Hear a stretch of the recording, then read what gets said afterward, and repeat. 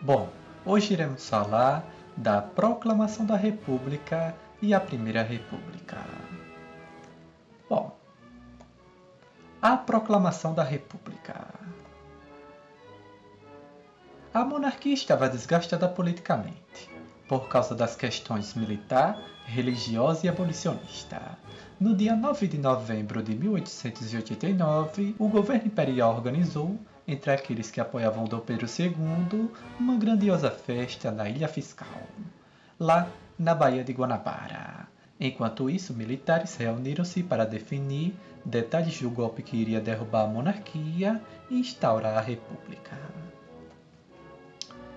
No dia 15 de novembro de 1889, o Marechal Deodoro estava enfermo, mas mesmo assim saiu de sua cama e se dirigiu ao Campo de Santana, que era o local perto de sua casa, onde ficava o quartel-general.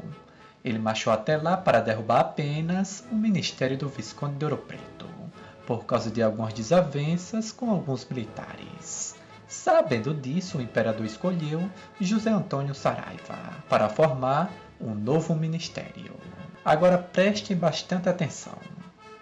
Tudo parecia estar resolvido, porém Benjamin Constant e Quintino Bocaiúva foram até a casa de Deodoro para provocá-lo, pois o marechal resistia aos ideais republicanos, era amigo do imperador e era um monarquista convicto. Então eles decidem aplicar um estratagema para convencê-lo. Disseram então a ele que Dom Pedro II iria convocar para o Conselho de Ministros o senador Gaspar da Silveira Martins, esse um inimigo de morte de Deodoro, porque quando ele fora presidente de província do Rio Grande do Sul, ele disputou um amor com Silveira Martins e perdeu essa disputa. Daí seu ódio mortal ao Silveira Martins, Depois que soube desse boato, levantou da cama e bastante irritado declarou: "Pois diga ao povo que a república está feita." Olha que loucura isso aqui, A república nasceu de uma fake news. Bom, o jornalista republicano Aristides Lobo, uma testemunha ocular, escreveu a famosa frase: "O povo assistiu àquilo, bestializado, atônito, surpreso, sem conhecer o que significava." No dia 17 de novembro de 1889, a família real partiu para o exílio na Europa. A monarquia caiu sem que nenhum tiro fosse dado. Eis que ecoa o silêncio entre vocês, Os militares tinham razões para derrubar a monarquia, mas não tinham a razão. É bom, refletir sobre isso aqui. Muito bem. Vejam aí o famoso Benjamin Constant, que viveu de 1836 a 1891.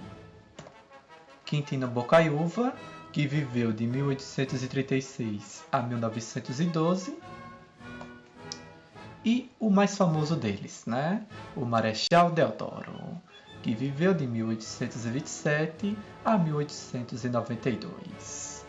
E, pasmem, todos eles se arrependeram de ter fundado a República, Não era a República com a qual eles sonhavam, Três grandes atrapalhados.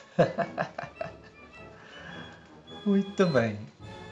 Bom, agora vamos falar da nova simbologia.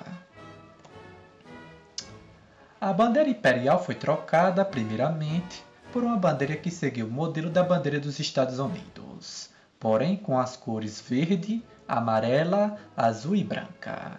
No governo de Fernando Collor, a bandeira foi alterada. O número de estrelas passaram de 21 para 27 estrelas, que representam as unidades federativas.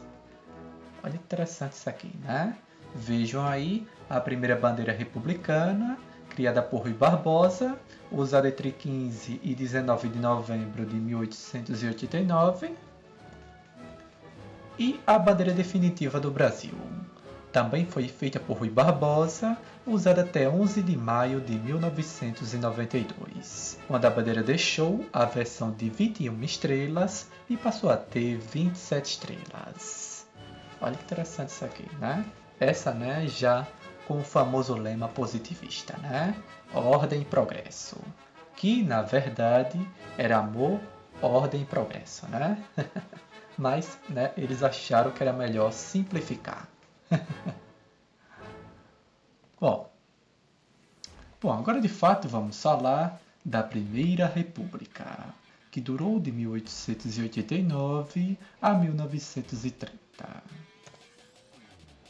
Bom, vamos falar, né, do governo provisório, que durou de 1889 a 1891. No poder, os republicanos trataram logo de instalar um governo provisório até acabar os trabalhos constituintes. O Marechal Deodoro foi escolhido presidente. Um dos problemas enfrentados nesse período foi a falta de recursos humanos entre os novos donos do poder para preencher diversos cargos do Estado. A solução foi reabilitar antigos monarquistas, como o Barão do Rio Branco. Olha que interessante isso aqui, né? O Barão do Rio Branco, né? Um homem com uma vasta experiência, né? Que serviu bastante durante o Império do Brasil e também na República, né? Olha que interessante isso aqui. Bom, agora vamos falar de fato da Constituição de 1891. Bom, a primeira Constituição republicana, na teoria, era considerada liberal, recebendo forte influência da Constituição norte-americana. Veremos agora suas principais características. Bom, ficou decidido, né, que seria uma república federativa presidencialista, com a separação da Igreja e o Estado, ou seja, a partir daí o Estado é laico, sem religião definida, né? E com voto aberto, somente aos homens maiores de 21 anos. Olha que interessante isso aqui, né? Muito bem. Bom, agora vamos falar da República da Espada, que durou de 1889 a 1894. Tem esse nome em virtude de serem dois militares, os primeiros ocupantes da presidência da República, né? Claro. Em seu governo, Marechal Deodoro tentou implementar, por meio de seu ministro da Fazenda, Rui Barbosa, uma política de emissão de dinheiro. O principal objetivo era aumentar o volume financeiro do mercado interno brasileiro para consolidar a administração. Porém, o resultado foi uma crise catastrófica que entrou para a história com o nome de encilhamento. A especulação dominou o processo e o excesso de dinheiro sem lastro provocou inflação. Olha que loucura isso aqui, né? Desgastado por esse episódio, Deodoro sofreu um duro golpe do Congresso quando aprovou a Lei das Responsabilidades, pela qual o presidente tinha seus poderes reduzidos. O velho marechal ainda tentou fechar o Congresso, convocando novas eleições. Contudo, não conseguindo apoio, renunciou em 23 de novembro de 1891. Em seu lugar, assumiu, de modo inconstitucional, o vice-presidente Floriano Peixoto. Olha, interessante, né? Bom, agora vamos falar do governo de Floriano Peixoto, que durou de 1891 a 1894.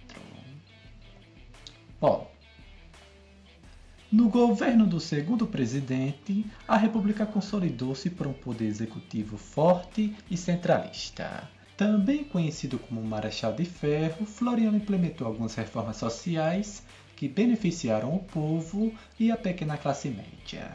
Acabou com a revolta federalista e também com a revolta da Armada Imperial Brasileira, que ficou conhecida na história, né, como a Revolta da Armada. Impôs sua vontade aos outros poderes. Um verdadeiro ditador, né? Contudo, em função de seu declarado autoritarismo, Floriano ganhou inimigos entre os membros da elite econômica cafeeira. Em seu lugar foi eleito, em 1894, o primeiro presidente civil, Prudente de Moraes. Olha que interessante isso aqui, né? Muito bem. Vejam aí a fotografia, né, do famoso Floriano Peixoto, que viveu de 1839 a 1895. Tanto Floriano Peixoto como Deodoro da Fonseca, né, eram alagoanos. Olha que interessante, né? Bom, agora vamos falar da política do café com leite. Nos primeiros anos do século XX, os estados que tinham maior peso político eram São Paulo e Minas Gerais. Isso porque possuíam as maiores plantações de café do país. Em alusão ao café paulista e ao leite produzido em Minas, denominou-se Política do Café com Leite. A alternância desses dois estados na presidência da República nesse período. Olha que interessante isso aqui, né? Que na verdade mesmo era café e café. O termo café com leite, né, era só para dizer que era um jogo de cartas marcadas, né? Uma hora era um presidente indicado por São Paulo, outra hora um presidente indicado por Minas. Simples assim, né? Muito bem. Vejam aí uma charge, né, mostrando o presidente Campos Salles entregando um saco de dinheiro a um credor inglês. Todo o dinheiro arrecadado com o café era polarizado para a Inglaterra, para pagar as dívidas contraídas em empréstimos. A essa medida econômica denominamos Fund Loan, que nada mais era que um grande acordo financeiro, né, feito entre o governo do Brasil e banqueiros britânicos, tá? Muito bem. Agora veremos os presidentes civis da República Velha, né? No quadro a seguir, os ocupantes do cargo de presidente durante a República Velha. Vejam aí o nome de todos eles, de Prudente de Moraes até Washington Luiz. Prudente de Moraes, né, foi o primeiro presidente civil, porém já era o terceiro da República, né? E o último foi Washington Luiz, que foi deposto, né, através da Revolução de 1930, né? Quando chegou ao poder uma junta militar, né? E posteriormente, pouco tempo depois, chegou Vargas ao poder, né? Muito bem. Agora vamos falar do famoso Convênio de Taubaté. Vejamos aqui.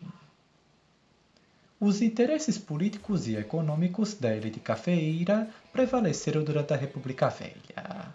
Um exemplo foi a assinatura em 1906 do Convênio de Taubaté, no qual ficava estipulado que, caso houvesse quebra dos preços do café, o governo arcaria com os prejuízos. Os resultados dessa política de valorização foram o crescente endividamento do Estado e a formação de grandes estoques do produto. Olha que interessante isso aqui, né? Esse convênio, de fato, né, conseguiu seu principal objetivo, né, que era alcançar a valorização do café, beneficiando, claro, né, os grandes produtores de café, principalmente de São Paulo, Minas Gerais e Rio de Janeiro, né, que foram, né, os três estados, né, que participaram, né, de fato, do convênio de Taubaté, né? A região sudeste foi o foco. Porém, eles poderiam ter usado, né, o dinheiro público em benefício de toda a sociedade, né? Como, por exemplo, ter investido mais no setor industrial, né? Isso iria alavancar muito mais a nossa economia, né? Mas eles só pensavam em café, café e café. A diversificação da economia, né, praticamente foi anulada nesse período, né? Muito bem. Agora vamos falar do ciclo da borracha. Quando se iniciou a Primeira República, em 1889, a produção brasileira de borracha já vivia seus anos de glória. Produzida a partir do látex, extraído de seringueiras originárias da Amazônia, a borracha tornara-se, a partir de 1840, um produto crescente nos países industrializados. Servia de matéria-prima para a fabricação de pneus, inicialmente de bicicletas e depois de automóveis, que já eram, né, uma novidade nesse período. Olha, interessante, né? Durante o ciclo da borracha, a região amazônica conheceu seu súbito esplendor, que durou décadas, de 1891 a 1918. Nesse período, o produto ocupou o segundo lugar na pauta de exportações brasileiras, superado apenas pelo café. Claro, né? Foi nesse contexto, em 1903, que a região amazônica correspondente ao estado do Acre, que pertencia à Bolívia, foi incorporada ao território brasileiro. Em razão disso, houve conflitos e a região passou a ser considerada área de litígio. Quando surgiram conflitos fronteiriços com as autoridades bolivianas, representantes do governo brasileiro aproveitaram a oportunidade para negociar a incorporação dessa área ao Brasil. Com o intermédio do diplomata brasileiro, Barão do Rio Branco, o governo brasileiro pagou a quantia de 2 milhões de libras esterlinas, além da concessão de alguns benefícios. Olha que interessante isso aqui, né? Não é à toa que a capital do Acre, né, chama-se Rio Branco, em homenagem ao grande Barão do Rio Branco, né? Muito bem. Bom, agora vamos falar da política dos governadores. Campos Salles, político e fazendeiro paulista, foi o segundo presidente civil da República, que governou de 1898 a 1902, e um dos articuladores do sistema de alianças que se formou durante sua gestão e as gestões de seus sucessores, entre governadores de estado e o governo federal. Era a chamada política dos governadores. Olha que interessante isso aqui, né?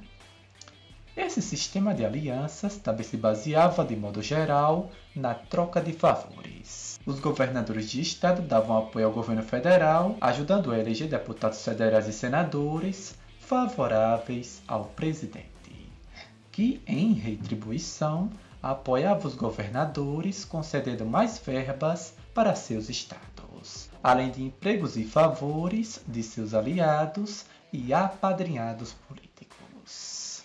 É como dizem por aí, uma mão lava a outra. Se é que me entendem, né? Bom, agora vamos falar do coronelismo. Durante o Império, o governo concedia a patente de coronel aos fazendeiros que colaboravam com as tropas e armas para a Guarda Nacional. Com a República, essa regalia teve fim, mas o termo coronel continuou designado aos poderosos proprietários de terras, que tinham poderes quase que absolutos sobre a população que deles dependia. Os coronéis imperavam nas áreas rurais, principalmente no Nordeste. Era em suas propriedades que se encontravam os açudes, poços, igrejas, moinhos, etc. O controle sobre esses instrumentos era a principal fonte de poder. Olha que interessante, né? As eleições eram por eles controladas. Como o voto era aberto, isto é, não secreto, ele podia saber se seu curral eleitoral estava obedecendo a ele. A isso denominamos voto de cabresto, né? Votar no que o coronel queria, né? Caso contrário, o traidor, entre aspas, iria sofrer as consequências pelas mãos de seus jagunços, que era, né, a guarda armada pessoal deles, né? Dos coronéis. Ainda hoje é possível encontrar coronéis no interior do Brasil. Os discursos mudaram, mas as práticas políticas em sua essência continuam as mesmas. E quem duvida, né? Eu não duvido. Então foi isso. Hoje falamos da Proclamação da República e a Primeira República, ou República Velha. Muito obrigado, valeu e falou!